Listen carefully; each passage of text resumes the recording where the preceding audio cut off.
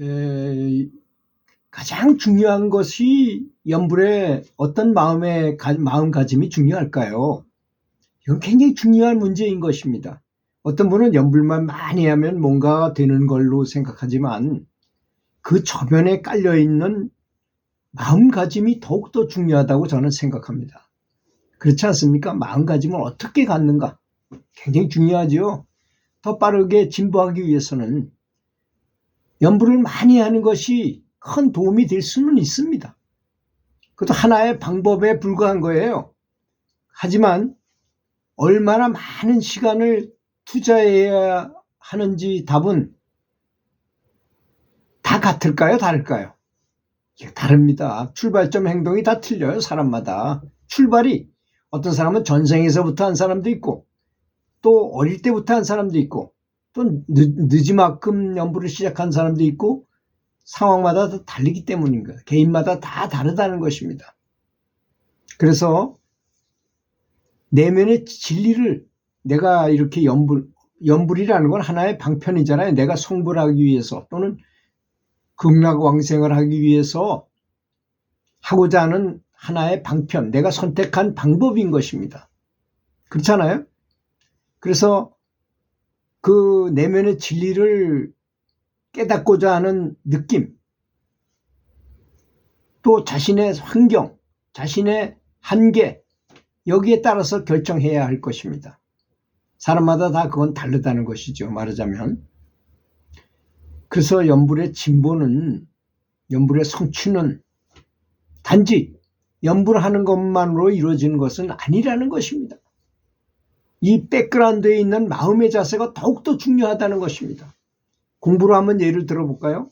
공부하는 사람이 내가 고시패스해야겠다는 목표, 그래서 판사가 돼가지고 가난한 사람들 많이 도와주고 뭐 나도 돈도 잘 벌고 하여튼 사회적으로 명성도 있는 그런 사람이 되겠다는 뚜렷한 목표가 있는 사람하고 그냥 공부 열심히 하는 사람하고 차이가 굉장히 많이 날 것입니다. 그렇지 않습니까? 아주 뚜렷한 목표가 있어. 내가 아는 삼촌이 판사님인데 존경받고 고시패스니까 뭐 프레카드도 걸고 뭐 굉장히 뭐 집안에서도 큰 인물 났다 그러고 돈도 잘 벌고 인기도 좋고 가니까 시장님도 나와서 같이 뭐 이렇게 판사님이 오니까 뭐 같이 반겨주고 같이 합석해가지고 식사도 하고 뭐 그러더라 이거야. 그걸 그래서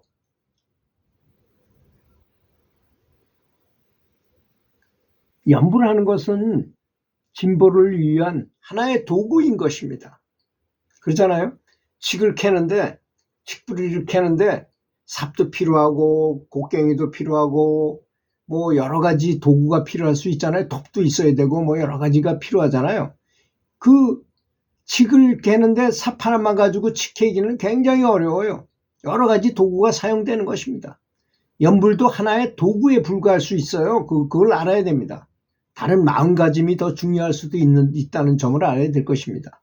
진정으로 연불과 영적 성장을 원하고 그것을 다른 것보다 세상의 그 어떤 일보다도 우선시해야 돼요. 사람들은 주로 돈 버는 일을 더 우선시해요. 별거 아닌데 사실.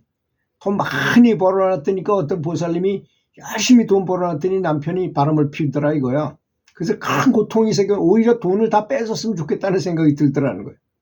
저도 느껴보니까 저도 넉넉한 집안에서 태어나서 넉넉하게 먹고 살고 잘 살아보니까 이게 돈이 좀 있으면요 오히려 나태해지고 딴 생각만 들어요. 음란한 생각만 든다는 말이 맞는 것 같아요. 명심보감에 나와 있는 것처럼 배고플 때는 도 닦고자 하는 마음이 생겨나고 배부르면 사음욕한다고 음란한 생각만 든다 이거죠. 또 일상생활에서는 진리를 생각하는 태도와 진리를 대하는 느낌, 이런 것들이 진보에 중요한 역할을 할 수 있는 것입니다. 얼마나 내가 진리를 어떻게 생각하는가. 야, 내가 연불을 통해서 이렇게 하는 걸 가장 중요시 여겨. 돈 버는 건 저리 가라요. 다 돈 벌고 뭐 이렇게 살아보니까 별거 아니거든요. 없을 때는 돈 벌어야 되겠다는 생각 때문에 굉장히 매여서 살았지만 이제 어느 정도 먹고 살만하고 저거 아니래도 내가 사는데 아무 지장이 없다고 생각해 보세요. 그렇게 중요하지 않다는 걸 느낄 것입니다.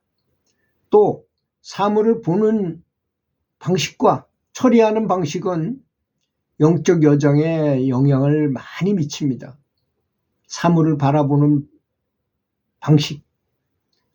이제 부처님의 자비심을 연구를 하다가 부처님의 자비심을 점점 닮아가게 되잖아요. 그러면 뭐든지 다 용서하게 되고 또 감사하게 되고 아주 사물을 바라보는 방식이 굉장히 밝게 바라보게 돼 있어요. 긍정적으로 바라보게 돼 있다는 거죠. 그리고 그전엔 나한테 욕을 하거나 나한테 피해를 준 사람을 원수처럼 대했는데 그 처리하는 방식이 달라졌어요. 용서해 주는 거야. 그전 같으면 차가 쫙 끼어들기라면 나도 모르게 욕이 나왔는데 아이고 그래 바쁜 일이 있으신가 보네요. 부처님 어서 가십시오. 제가 피해드리죠. 이런 마음이 생긴다는 것입니다.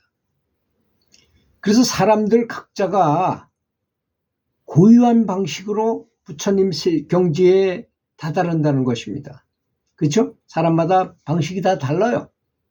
어떤 사람은 자비심이 부족한 사람은 자비심을 키워서 보충해가지고 그래서 그 능엄경에 보면 부처님께서 25명의 깨달은 가장 높은 도를 이룬 제자들을 보고 주제 발표를 하라 그랬잖아요. 어떻게 도를 깨달았느냐 그랬더니 문수보살은 그 전생에서부터 모시고 있던 부처님이 돌아가신 다음에 금 불상을 만들어가지고 거기다 금칠을 해가지고 그렇게 공경하고 하는 그런 공덕으로 도를 깨달았습니다.